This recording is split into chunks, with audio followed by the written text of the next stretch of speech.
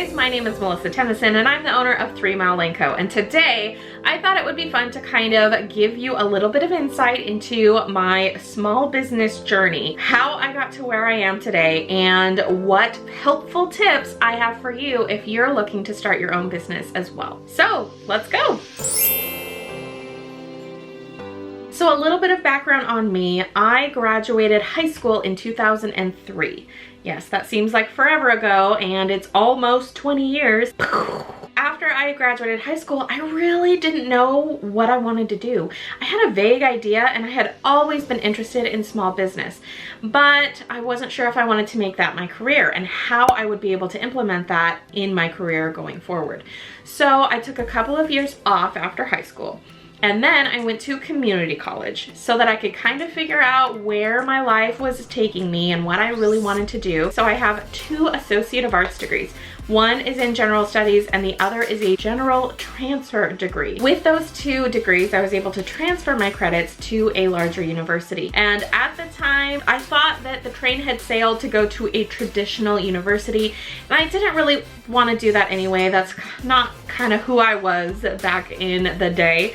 And so I decided to go to school online. I did go to the University of Phoenix online, and I got my Bachelor's of Science in Small Business Management and Entrepreneurship. After I graduated with my Bachelor's in Business, I did a couple of odd jobs throughout high school into my adulthood. My jobs ranged from fast food worker to a UPS store clerk, which actually made me have a much better understanding of the shipping world, the shipping and receiving side of things, as well as packaging. I did a lot of packaging, and I think it really is a valuable skill to have. After the UPS store, I worked at a secondhand store for a while, and then after that, I went to a fabric store and worked there for a few years, and that really fueled my creative side, and that was kind of expensive, not gonna lie. So after the fabric store, I went into aerospace company working for a helicopter division. So I did everything under the sun, from data entry to inventory control, inventory management, purchasing. I did some shipping and receiving. I kind of did a little bit of everything. The business that I was working for was a small company in terms of my immediate work area. We only had probably, I don't know, 15 to 20 people in the warehouse that I was working in. And then a few years after I really started to climb the ranks in that business, the company was sold and purchased by a larger company about 4 hours away from where we were located. That meant we all had to pack everything up and either move down there if we were offered a position, or we got let go or had to quit. So I decided to take a leap, and I went with the job. So I was paid to relocate.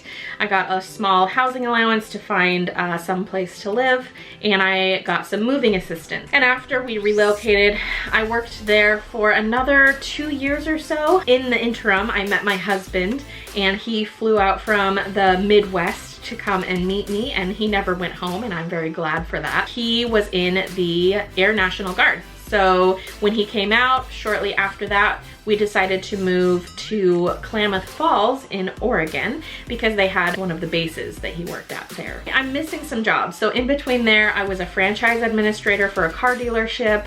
I also worked at a small family-owned business. They sold hardwoods and softwoods. They were a wood company. So I worked there for a little while, kind of not really as an office manager, but kind of close to that. I did a lot for them. And I learned a lot too, especially in the small business e-commerce world.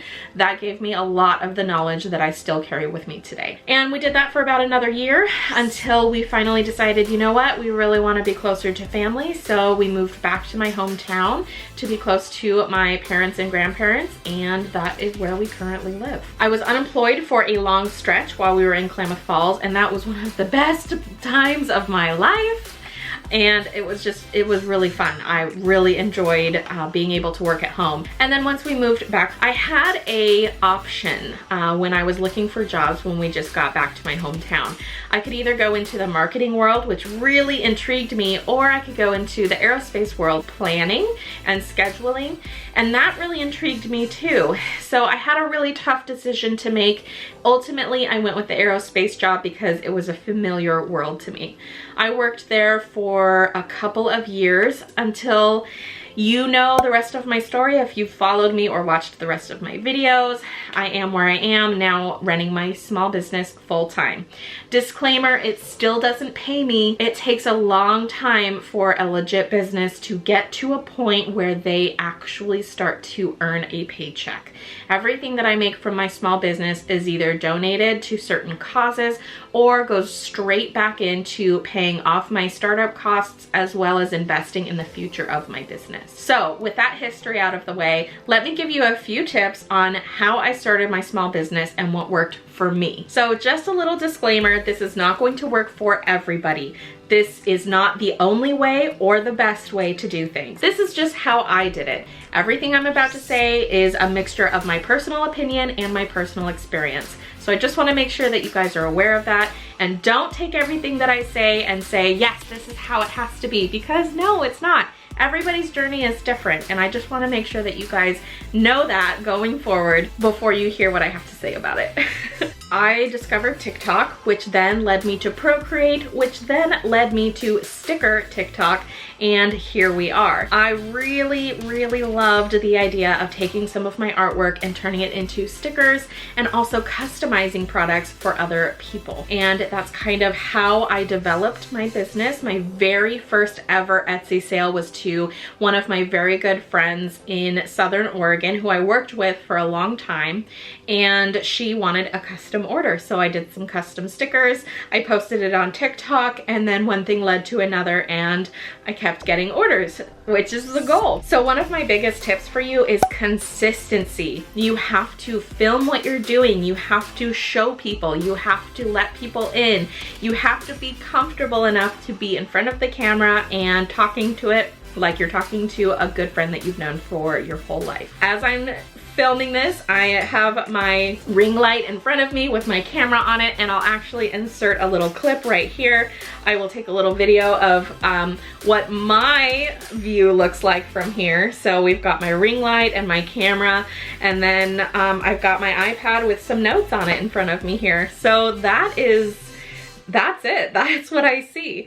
So you really have to get comfortable with talking to nobody and making sure that you have eye contact, which means looking in the lens of your camera, not at the viewfinder on top or to the side, or when you're on your phone, your lens is over here. So you have to make sure that's where you're looking when you're talking to somebody. Because if you're looking at the screen at yourself, then it doesn't look like you're engaging with your audience. So that is a couple of tips for you, filming wise and also consistency wise. If people can't see what you're doing, or if they're not reminded constantly of what you are doing and what you can offer, they may forget that you exist. So make sure that you are front and center, post as often as you can, and get on a schedule. With the help of my marketer, I have been able to get a system where we know what the content is for the whole month, and I'm able to better organize myself. I know when I'm going to film, when I need to film, what pictures I need to take, what products I need to make sure that I have out on time. So it really helps me to stay productive and consistent having that schedule set out for me. Another one of my biggest tips, which may seem like a no-brainer, but I didn't even really take it into consideration. With as many times as I reorganized my office, a big, huge deal is making sure that you are practicing lean manufacturing. That's a term in the manufacturing world, and basically it just means cutting out the waste. So in one of my previous videos, I was telling you guys how I had to walk from one side of the room to pick out a bag, walk back to the other side of the room to package a product, and then go back and forth grabbing things that I needed. When suddenly I remembered some of my schooling, and I'm like, wait a second, if I move this bag to this station, I won't have to spend the time going from point A to point B all the time. I will just have everything in one place. And that has saved me a lot of time and a lot of energy, and ultimately has led me to be more productive. So that is a huge tip for you guys. Make sure that you're using your space as wisely as possible and you have as minimal movement in your business operation as possible. That leads me to another tip for you. With minimizing your movement in your office space for your business to be more productive, you also need to make sure that you're moving yourself. You need to get up, move around, go outside, get some fresh air, do some sit-ups, do whatever it takes, go for a walk. If you don't allow yourself time to actually move your body and get in that rhythm, and you don't allow yourself time to go outside and soak up whatever sun rays are possible right now, you may fall into the mental health pit, or you may go into other types of issues that you could easily avoid by just giving yourself that 10, 15, 20 minutes a day to get outside, reset your mind, reset your body, and feel better, not only mentally, but also physically. Another big tip that I have for you guys is to do your research. Many people have asked me, what are some of your biggest tips? Like, how do I start? Where do I start? Well, one of the first places that you start is with a product. But you have to research that product. You need to do your market research in order to discover what prices are fair, what prices are going for, what people are paying for items that are similar to yours. You want to take all of that into account. But not only that, you need to account for your time, you need to account for your materials, you also need to account for your experience. If you've been doing what you want to or have been doing for a long time, you probably have a lot of experience backing what you do and why your product is so much better than another product might be. You really need to account for that knowledge and how quickly you are able to process things because of that knowledge. So taking that into account is sometimes overlooked, but a very important aspect in researching your business and your product that you're offering. And finally, I'm going to leave you with one of my biggest tips, which is customer service. If we don't have customers, we don't have a business. So customers are definitely way up on your priority list.